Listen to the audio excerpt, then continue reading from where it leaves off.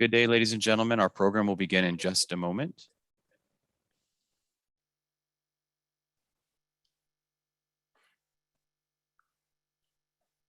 Good day, everyone. Our program will begin in just a moment. Good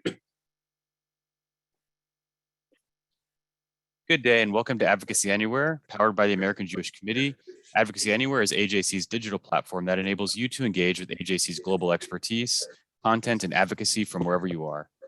On September 15th, 2020, a year ago from this coming Wednesday, history was made on the White House lawn as the Abraham Accords were signed by President Trump, Prime Minister Netanyahu, UAE Foreign Minister Abdullah bin Zayed bin Sultan Al Nahyan, and Bahrain Foreign Minister Dr. Abdul Latif Al Zayani. The Abraham Accords formalized the normalization of relations between the UAE and Israel and between Bahrain and Israel, setting in motion a historic shift in the Middle East. As we reflect on the first anniversary of what Foreign Minister bin Zayed called, quote, a change in the heart of the Middle East, American Jewish Committee and the Anwar Gargash Diplomatic Academy are honored to announce a new partnership to promote deeper American, Israeli, and Emirati understanding. And to kick off this historic educational partnership, we are delighted and honored to be joined today by His Excellency Khalifa Shaheen Almarar, UAE Minister of State, His Excellency Alon Ushpiz, Director General of the Foreign Ministry of Israel, and Mr. Jason Isaacson, AJC Chief Policy and Political Affairs Officer. Moderating today's conversation is His Excellency Bernardino León Gross, Director General of the Anwar Gargash Diplomatic Academy, and previously the Special Representative and Head of the United Nations Support Mission in Libya.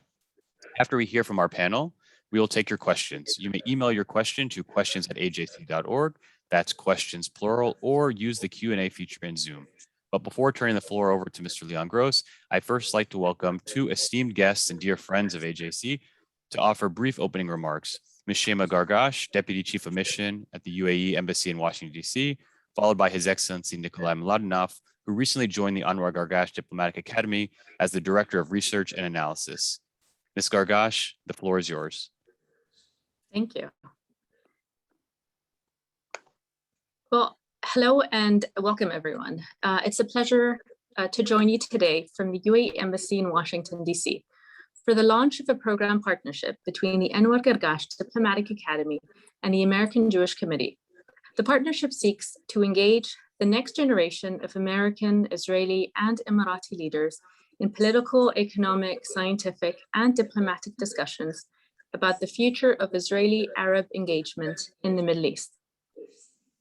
I would like to first acknowledge today's impressive panel of distinguished speakers, His Excellency Khalifa Shaheen Almarar, Minister of State at the UAE Ministry of Foreign Affairs and International Cooperation, His Excellency Alon Ushpiz, Director General of Israel's Ministry of Foreign Affairs, Jason Isaacson, AJC's Chief Policy and Political Affairs Officer, and of course, Bernardino León from the Diplomatic Academy.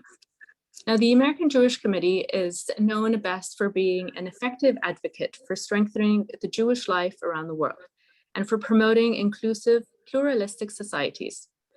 AJC has been a longtime partner of the UAE in the United States, and we share important values around tolerance that we will continue to advance together. I want to congratulate AJC on the recent announcement of the opening of their office in Abu Dhabi. This is an important step as they continue to expand their outreach in the Arab world. We welcome them and AJC Abu Dhabi's director, Ambassador Mark Sievers, to the UAE. Along those lines, I want to also thank AJC for its support of the Abraham Accords and its commitment to advancing important, productive conversations like the one we will have here today. When the UAE and Israel established diplomatic ties around this time last September, the historic breakthrough was met with broad bipartisan support from the UAE and countries around the world.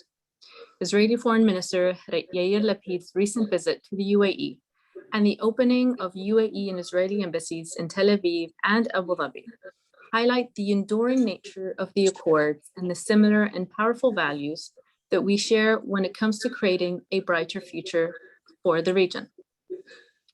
The Accords are a powerful example of effective diplomacy.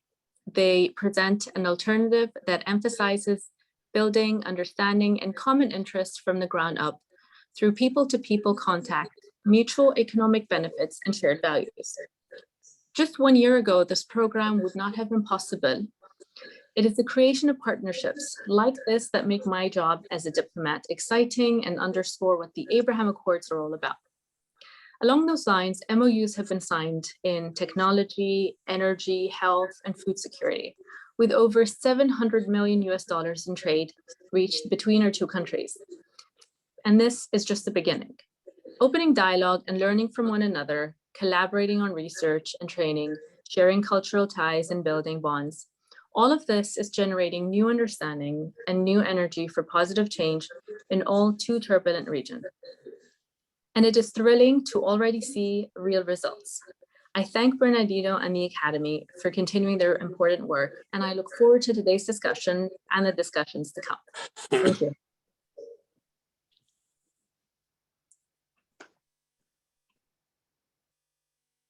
Thank you, Shaima, and Your Excellency, Minister Shaheen, dear friends in Abu Dhabi, in Washington, in Israel. It is a great honor to join you today. 1 year ago on this day, I was in Jerusalem watching the signing of the Abraham Accords, and I'm really proud to be here in Abu Dhabi a year later, as both countries, the UAE and Israel, together with the United States of America, are making the first baby steps of what is going to be a wonderful relationship that will have historic significance for the whole region and the world.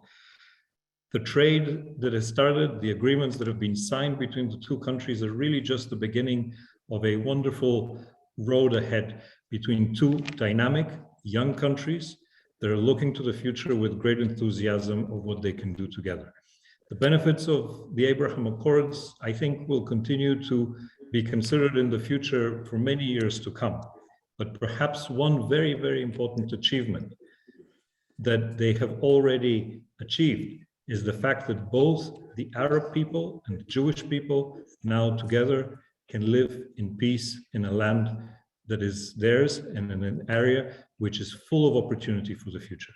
And I look forward to seeing how this relationship will also develop, not just in the fields of innovation and food security, areas that need to be discussed in greater detail, but in areas like education, where there's tremendous potential for universities and for research centers to work together and to innovate and to look to the future of the entire region. It's a great honor also to see our friends from AJC putting this event together. AJC was at the forefront of the opening of Central and Eastern Europe at the end of communism, and is really at the forefront of opening up the Israel-Arab relations with the Abraham Accords. And it's really great to see they have already a representative in Abu Dhabi. Thank you very much for the honor of having me here today. And I'm not going to speak anymore, but hand over to the rest of the speakers in this exciting panel and wish you luck and success. Thank you, Nikolai. And on my side, I would like to start thanking Ambassador Aloteva, Shaima, and the rest of the UAE Embassy team in Washington for their great support, as always has been, and very especially in this program. Really, it is always a delight to work with you. And at the same time, it's a great honor and a great pleasure to see in this panel a group of excellent diplomats, but also longtime friends.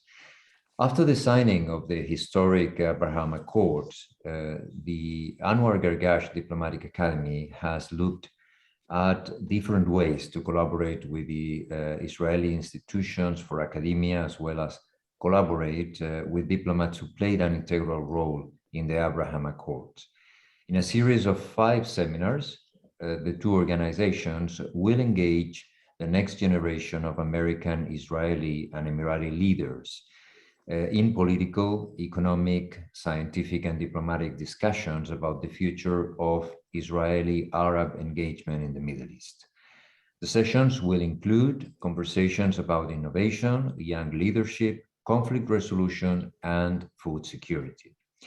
It is essential for our aspiring diplomats to have the key skills and knowledge to enable them to best serve the United Arab Emirates. And thus, it is a wonderful opportunity to work closely with the American Jewish Committee to promote deeper Emirati, Israeli, and American understanding and dialogue, and learn more about challenges and opportunities that our future diplomats may face.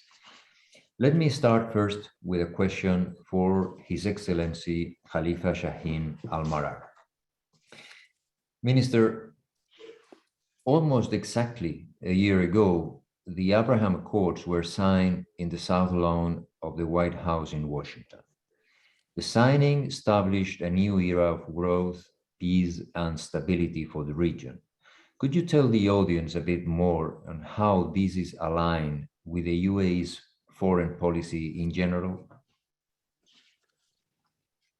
Thank you, Your Excellency Bernardino León. At the start, I would like also to thank Shaima Gargash and Nikolai Miladinov for their opening remarks, and I would also welcome His Excellency Alon Ushpiz and Mr. Jason Isaacson. And also at this point, I would like to express our solidarity with the American people on the Remembrance Day of the 9/11, and to express our solidarity and our standing by the people and our fight against all forms of terrorism and extremism. Your Excellencies, I think, this day is a remarkable day, and the day of the signing of the Abraham Accords was a very historic and remarkable one. And the Abraham Accords, signing of the Abraham Accords with Israel were signed with the objective that diplomacy and improved communication would promote greater stability and prosperity and cooperation in our region. Today, 1 year later,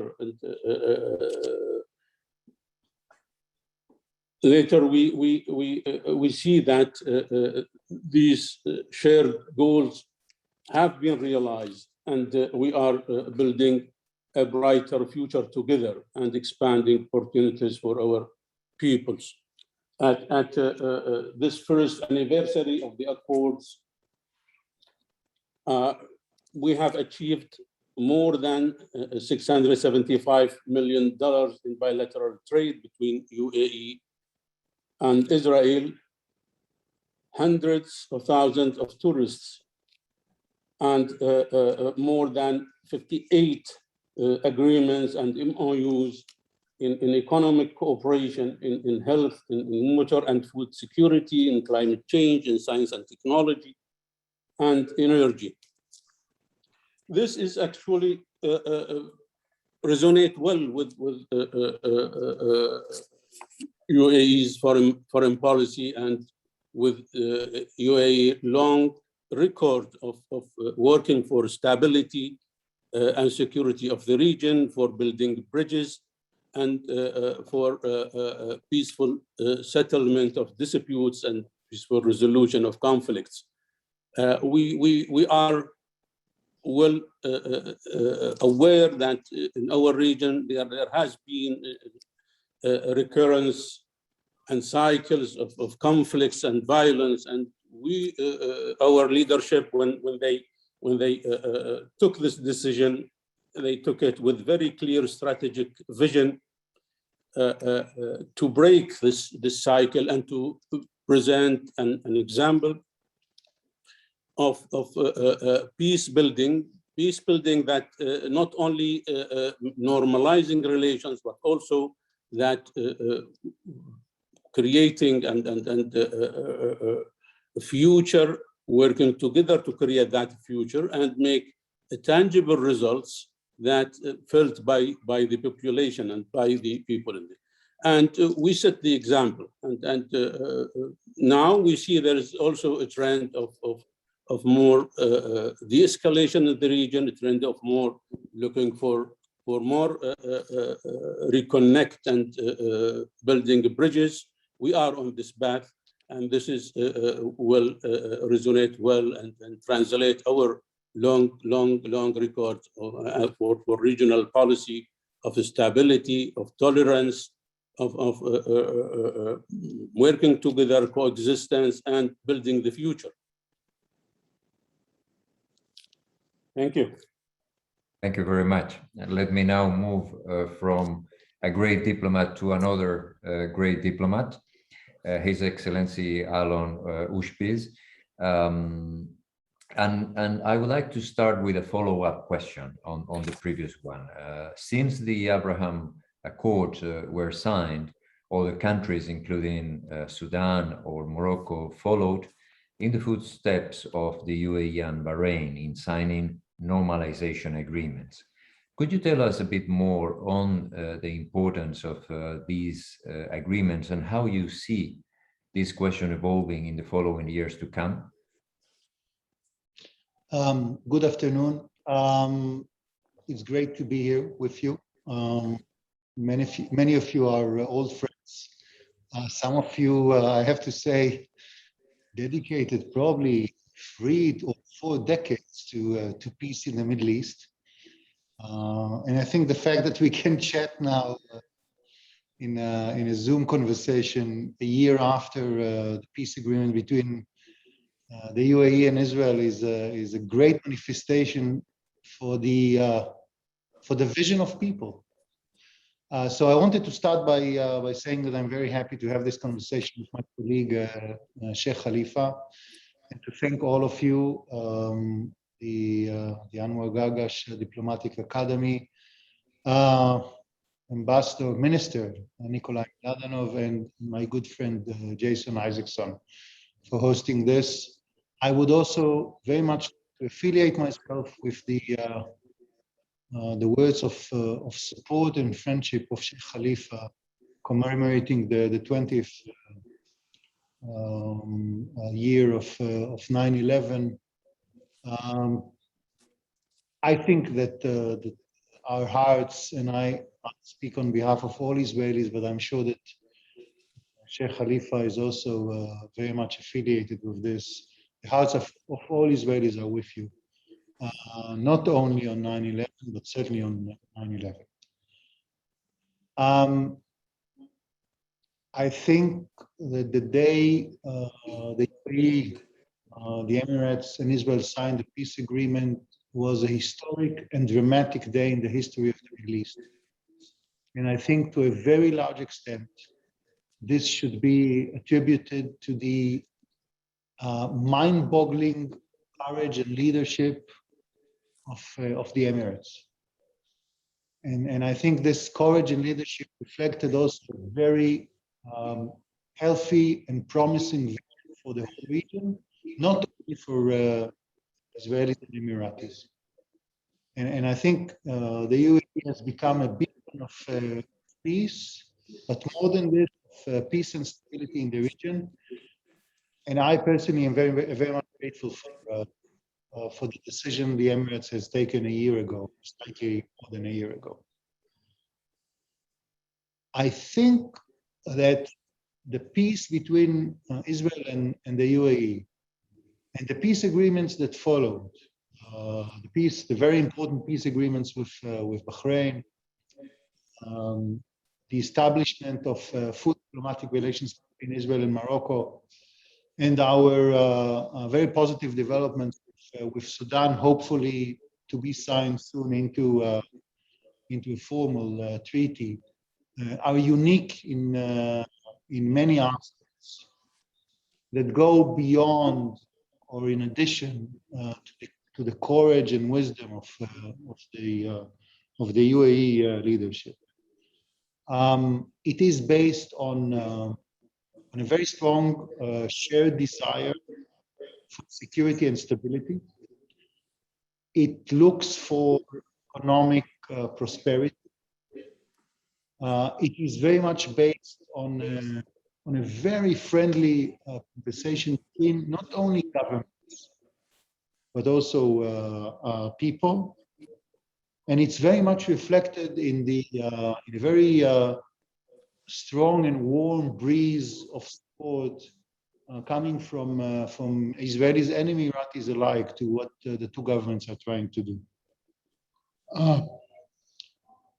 one of the most impressive things for me is we are very much invested in both sides, both governments, both people, very much invested in trying to do good and better things for the sake of our people. And I presume that in the course of our conversation, we will be able to touch on a couple of important examples for this.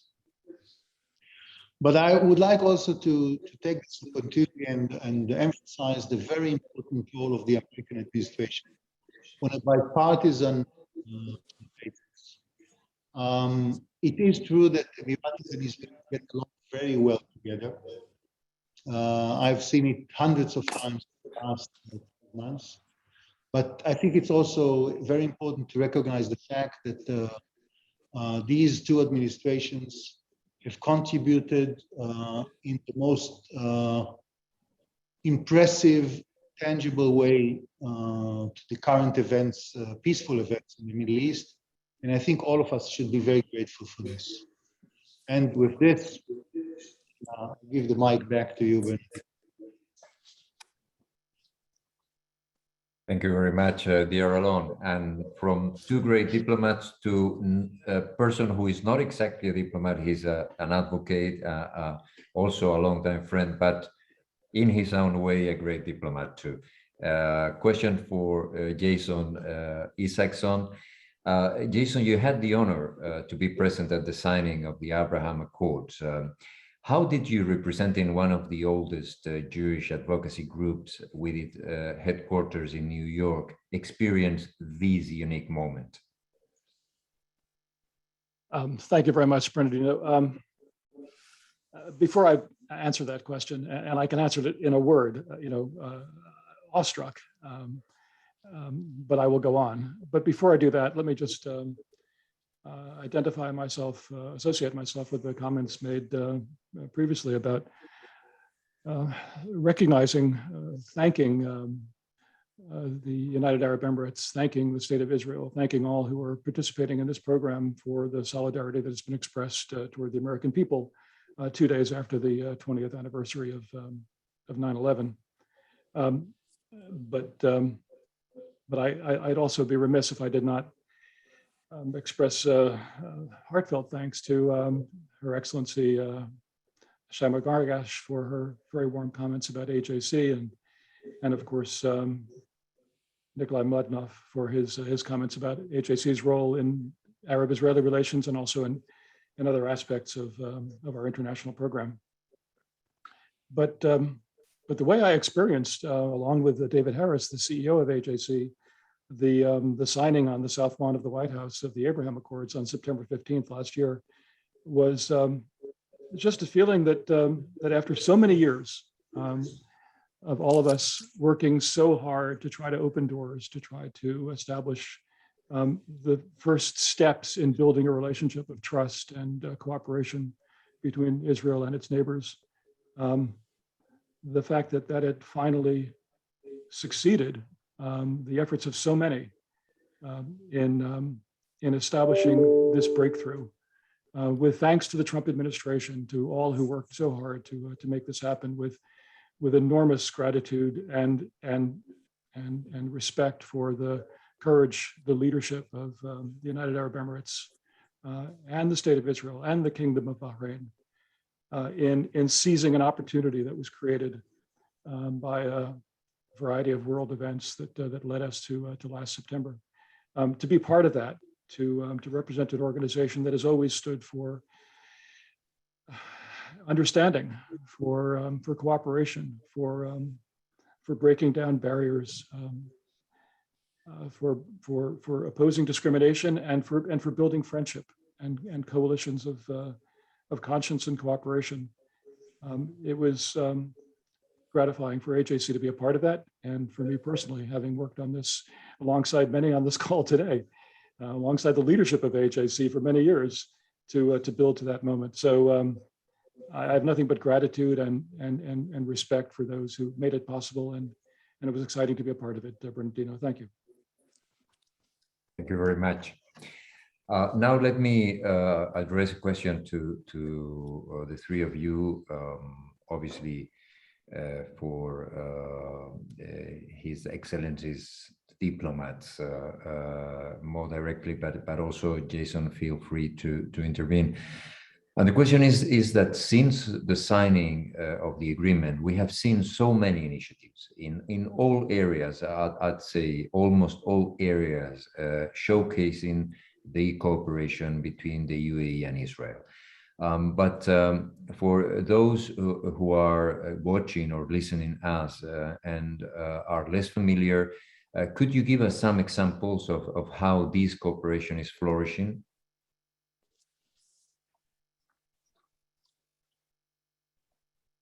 Well, if I would start answering this question, I would say that we have just in a very short period, that's 1 year, we have walked a long way in the cooperation between UAE and Israel. Now, despite all the challenges of the COVID-19 pandemic, airlines, flights are established, shipping lines established, people-to-people exchange. There's, as I said before, more than 58 agreements and MOUs in cooperation and working together in all fields have been signed and in place. And of course, we are committed to go on this path together to build the future for more better future for the coming generations and for the youth. I would highlight that, already we have established embassies, official visits, of high-ranking visits. We have signed the most also under structure for our economic cooperation, an agreement on avoidance of double taxation, an agreement on promotion and protection of investment and economic cooperation, which would open the opportunity for cooperation and for future projects and programs and investment between the two countries. And of course, we would go this path together and build the future together, and achieve more cooperation and more close consultation how to go about improving and promoting our bilateral cooperation and exchange. Hopefully, by easing the situation as far as the COVID-19 pandemic is concerned, the active engagements would resume, and we would see more live contacts between the two countries. This is on one side. On the other side, we have put the example, the model for peace and security and prosperity of the region. And this has also have its impact on other nations and peace-loving nations in the region, and all the encouragement and cooperation we are receiving from around the world. I will stop here and give the floor to His Excellency Alon. Thank you, Sheikh Khalifa. Look, I think people have to understand the meaning of what Sheikh Khalifa just said. 58 agreements and MOUs and platforms for cooperation signed between two countries in the course of 12 months is not less than amazing. It by far exceeds anything that we've done in the past with any partner of ours. And just above me, there is the Israeli Foreign Ministry Legal Department. These people really worked tirelessly in the last 12 months in order to make this possible, together with the Emirati counterparts. The number is really, it's not less than mind-boggling. Secondly, at the height or the peak of exchange of people between the two countries, we had not less than 43 flights a week. And then just before the outbreak of COVID-19. We have more than 200,000 Israelis going to the Emirates in the course of the last 12 months. These are huge numbers. Once again, I don't think they have any precedence in what we have been doing with our partners and friends in the region. I would totally affiliate myself with a long list of achievements that Sheikh Khalifa has pinpointed to, but I want really to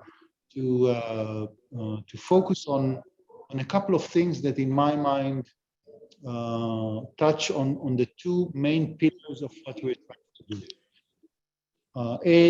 I think that the investment, the protection of investment treaty and avoidance of taxation are part of the backbone of the relationship with this.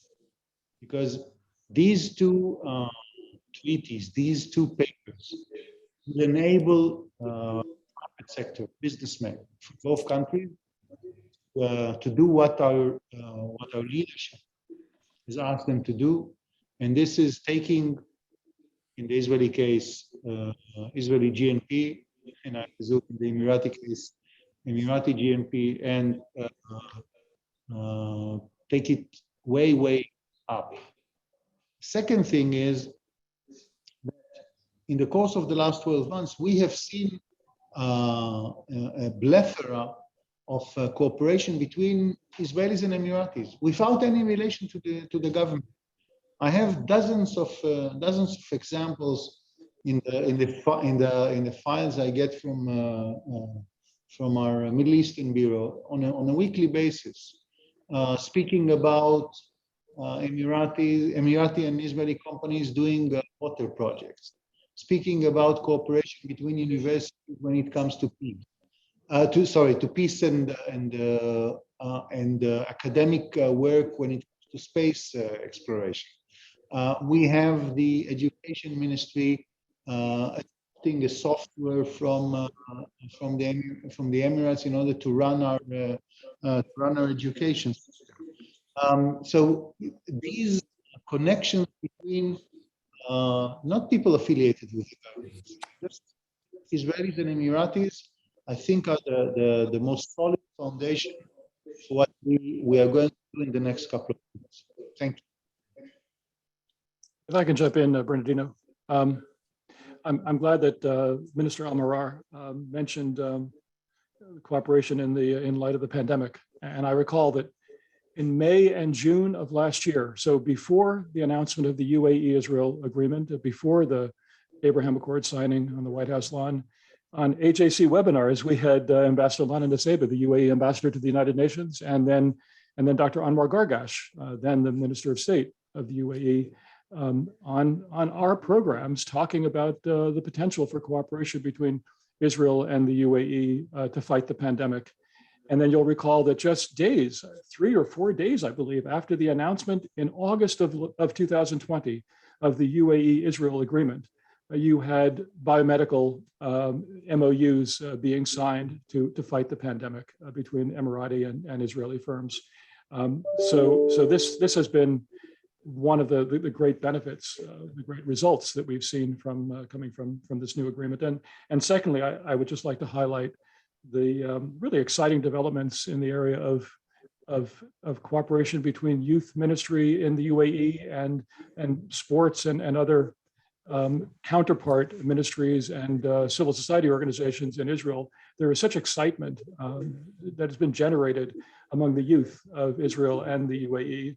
I know that we're seeing that also in Bahrain, and I'm expecting we'll see that growing in Morocco and other countries as well. Thank you.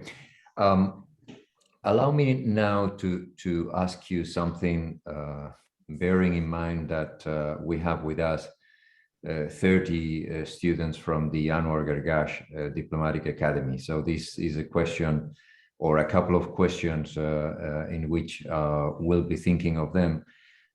First, on the diplomatic side, I would like to ask Their Excellencies Minister Khalifa Shaheen and Director Alon Ushpiz, whether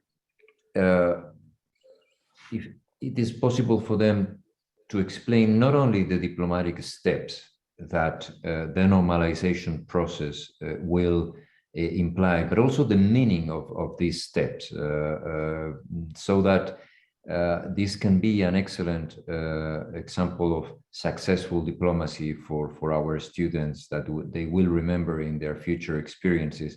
And then to complement these first track diplomacy, I would like to ask Jason Isaacson on what civil society, in this case a non-profit organization like AJC, what is their role as kind of supportive diplomacy, sometimes called second track diplomacy? Please, Sheikh Khalifa, go ahead. Well, thank you. I would say here that you know, in our relation, in UAE-Israel relation, this is a special case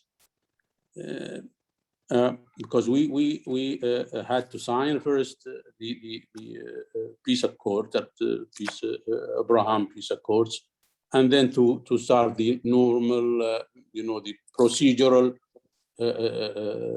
measures and steps to establish the diplomatic representation, and usually in the usual circumstances, two countries would first recognize each other, then exchange statement, agreement to establish a diplomatic relation, then go propose an ambassador, opening missions, propose ambassador, waiting for agreement from the other country, and then send the ambassador with his credential to present his credential as head of mission in the other country. This is the normal. In case of Israel, we first signed and signed the Abraham Peace Accords. But of course, signing the Abraham Peace Accords is coming as the culmination of a long cumulative discussions and building the proper environment and relation to bear the fruit of what had signed on the 15th of September. Of course, here, this establishing the diplomatic relations, what we have mentioned and what His Excellency also Alon Ushpiz has alluded to, that much cooperation existing and we are building on them. In this case, is not only you know, the merit of it is in itself, but also the merit and the example gives that how peace in the Middle East and how solving these problems and the conflicts will impact the life of the people, and people will work together to see tangible results, fruits of peace, of cooperation, that establishing a cooperation that actually focused on building a future and sustainable, I would say, a drive for prosperity for the future and for stability and long-term security of the region. I will stop here, and maybe His Excellency Alon is more experienced in diplomatic measures and procedures than me, so I appreciate his participation in this question. Sheikh Khalifa, as always, you're too kind to me. I'm not sure that I can compete with your wisdom, knowledge, and experience, but I'll just say that, as someone, your question is right on the money. And I have to confess that as someone who has been doing this for the last 30 years, but had to wait for 28 years in order to sign my first peace agreement, I dedicated a lot of thought exactly to what you've raised. And I, with your permission, Sheikh Khalifa and Bernardino, I would like to share maybe 3 or maybe 5 baskets of lessons with your young diplomats. The first one is, this is supposed to be, this is what we do, diplomacy. It's supposed to be a very cold-blooded, interest-oriented occupation. And nevertheless, it's more than okay once in a decade to get excited. And my excitement happened a year ago. And it's totally legitimate to recognize the fact that you're going through something which happens once in a generation. Secondly, and I think Sheikh Khalifa has alluded to this different manner of speaking, it is tremendously important in our occupation of diplomacy to take a concept and make it happen. This is not only about signing papers, peace agreements, or statements of friendship and partnership. This is about turning ideas, visions into something very, very much tangible, almost physical. And I would attach to this statement to advice. We always have to remember that we serve people, and we have to deliver to them things that will make their life better. And the second advice I would attach to this is that it is one of the magics of this of diplomacy that gives us the opportunity to think big.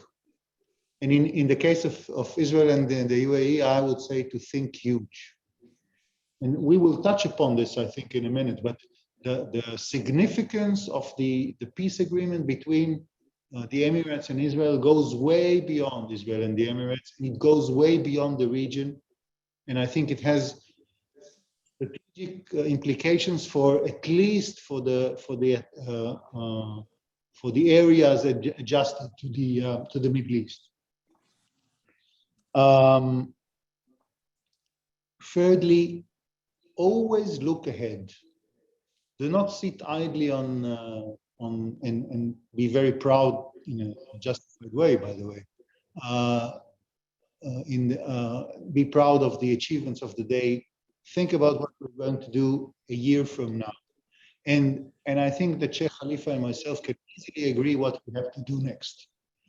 I think in the course of the very long and numerous conversations between the leadership of the two countries, between senior officials, I think we know where we have to go.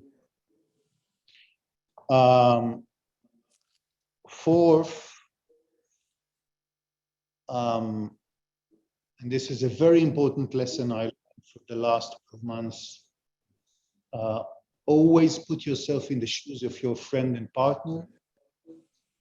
And whenever possible, be generous. This is about friendship, and friends should be generous to each other. And the things that are important for the people of the UAE and for the political leadership of the UAE should and are important to Israel, and we have to do the utmost effort in order to materialize them. It does not mean in any way that we can succeed in everything. It's a complicated venture, but we have to invest a lot of effort. And the last thing, I think you'll enjoy diplomacy very much if you'll be very much curious about what's going to happen to you tomorrow morning. And I still remember the Thursday in which I heard for the first time that UAE and Israel are going to sign a peace treaty. And I still remember very much the Sunday afterwards in which we started to roll the machine that at the end of the day materialized in 2 embassies and 2 ambassadors. And I have to say that I'm also very proud, not only of what we've achieved, but also in the friendship that we've established. Thank you. Bernardino, if I can add, as we have seen, leaders can reach decisions, leaders can sign documents, but for peace to be real, for it to endure, for it to produce results, benefits for the people, there needs to be public buy-in. There needs to be buy-in throughout the layers of foreign ministries and other government agencies. There needs to be buy-in in the business sector, in the media, in religious establishments, and all of these different sectors are frankly targets for an organization such as mine, which seeks at the civil society level to build support for Arab-Israeli peace, for Arab-Jewish understanding, for cooperation, to deepen, to widen the Abraham Accords. And it doesn't just happen. It has to be built over time, and that's why we've been at it for so many years, and we will stay at it in partnership with your cadets in the Diplomatic Academy of the United Arab Emirates. Thank you very much. Thanks to all. Really, we could continue this fascinating conversation for hours, but I'm afraid we should now stop and give the opportunity to other members in the audience to ask their questions. So, Daniel, I hand it over to you. Thank you very much. Thank you so much. So in our limited time remaining, I'll try to get to as many questions as possible. There are literally hundreds. So I'll start with perhaps our most common question, which has come from not only AJC President Harriet Schleifer, but viewers in the United States, Israel, United Arab Emirates, Canada, and Germany. I think I've gotten most of them. And Director General Ushpiz, I'll address this one to you. What needs to be done to extend the Abraham Accords to other states in the region and beyond?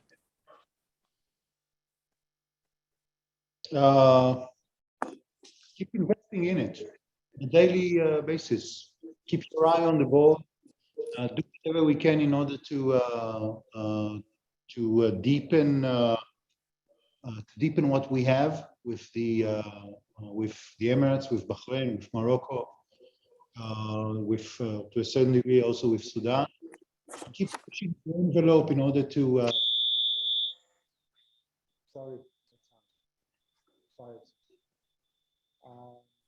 And keep pushing the envelope in order to promote, including the Club of the Abraham Accords, additional countries. Thank you. Thank you, Minister Almarar. This question comes from Amal Mohammed in Abu Dhabi, who asked, one year has passed since the signing of the Abraham Accords. In your view, what is the biggest achievement in this period, and what do you see next in this development? Well, what's the biggest achievement? I would say we have in the session we have talking about the achievements we have achieved so far. We have realized so far, and this is a big achievement in a short period of time. And I think there are opportunities to do more in the coming years and the coming time. And as His Excellency Alon alluded to, we are working on this path to walk all this relation together and will the future together. But also, I think what's next, what's needed also to inject more optimism in the region, more optimism that conflicts will be resolved, and people will provide and work for the right environment and right circumstances to see breakthroughs in the peaceful resolution of Israel-Palestinians conflict. And I think our emphasis is on the states, two-state solutions, on the improving the also the well-being economically and socially of the Palestinian people, and to push for the right environment and right circumstances that the Middle East peace process would see some breakthroughs. And for us in Emirates, we will work for that. We will cooperate with Israel, with all concerned parties. We appreciated the role of Egypt in this side, and Jordan as well. And we will still working and doing our utmost to see more stability, more prosperity in the region. Thank you. Our next question to you, Mr. Isaacson, comes from Majid Al-Mujaini on Zoom, and asking about the Jewish community in the United Arab Emirates and how they are considering, how are they working to narrow the gap between cultures in the UAE and perhaps engaging with other communities? Thank you, Daniel. I'm in very close touch, and I have been for quite a long time with the Jewish community of the Emirates, which is growing, and it's growing in recognition. It was so exciting to see. Now it's 2 years ago, the kind of public acknowledgement and celebration of the Jewish community of the Emirates, which fed into the Year of Tolerance that was so proudly announced and so important in the United Arab Emirates, and has continued beyond 2019 to today, frankly, this celebration of tolerance. Jewish community is small in the UAE. It's an expatriate community, but it plays a key role in encouraging interfaith understanding and cooperation. And the fact that the Abrahamic Family House is right now under construction in Abu Dhabi, not very far, by the way, from the AJC Abu Dhabi office, the Sydney Lerner Center for Arab Jewish Understanding. That will be yet another sign of the importance of the community and of Jewish heritage across the Middle East. So the UAE's celebration of that, recognition of that, and its partnership with the Jewish community is really vital to extending the spirit of the Abraham Accords. Thank you. Mr. León Gross, we have a question from Shirley Steinman in Atlanta. Have relations expanded the opportunity for greater regional engagement, and can the Palestinians be a part of this still new historical reality? Thank you very much, Shirley, for your question. And the answer, at least the immediate answer, is not very difficult, because regional cooperation is already happening. We have, as we said before, not only the UAE, but Bahrain, Morocco, Sudan, other countries are becoming part of this and making it a reality, but also adding, as His Excellency Minister Khalifa Shaheen Almarar said, Egypt and Jordan are also part of this group. So I'm very confident that this will move forward in a positive way. We know that sometimes diplomacy is not the easiest way. Sometimes the statu quo seems to be an easier option.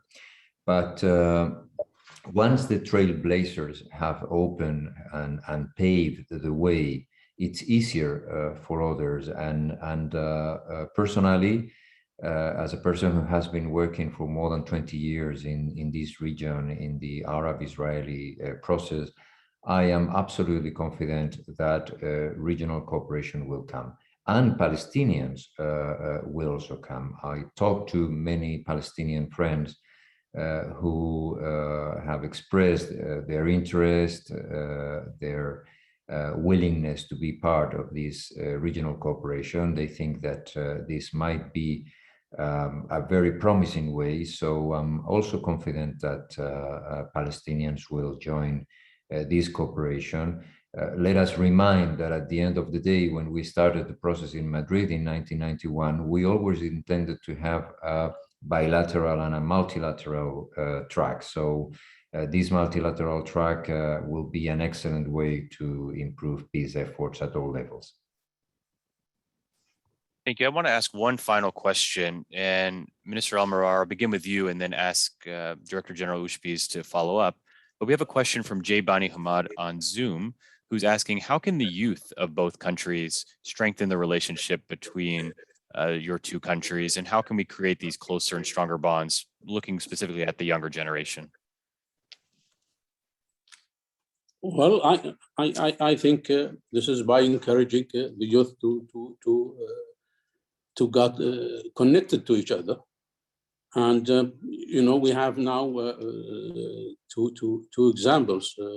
Two football athletes from Israel is playing in our clubs here in Emirates, and opening the door for the youth to be in touch with each other. Of course, the education and cultural exchange in field of education, music, all sorts of cultural activities is a field where the youth can promote understanding and knowing each other. And I think this is also a very focused on area of cooperation between UAE and Israel.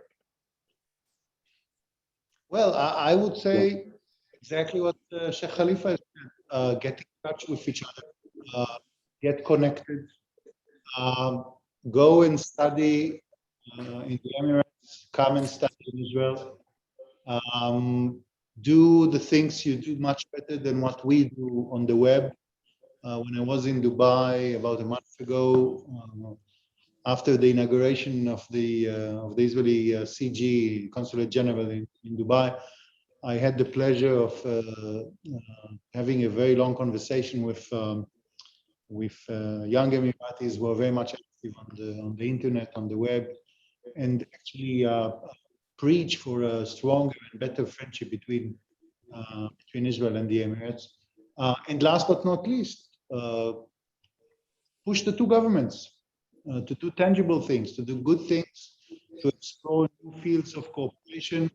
I think that you'll find the more well-seasoned diplomats very much in line with your dreams and thoughts.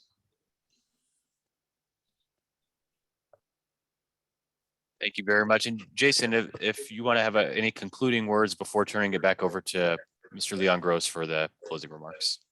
Thank you, Daniel. I think, first of all, there are many people to thank for this program and for this series, beginning with you, Bernardino, but also my AJC colleague, Benjamin Rogers, our Director of Middle East and North Africa Initiatives. And I also think that I have somehow failed to sufficiently highlight the really vital work in advancing peace between Israel and the UAE that Ambassador Al Otaiba deserves credit for. He played a really significant role last summer of 2020 in pushing this process forward.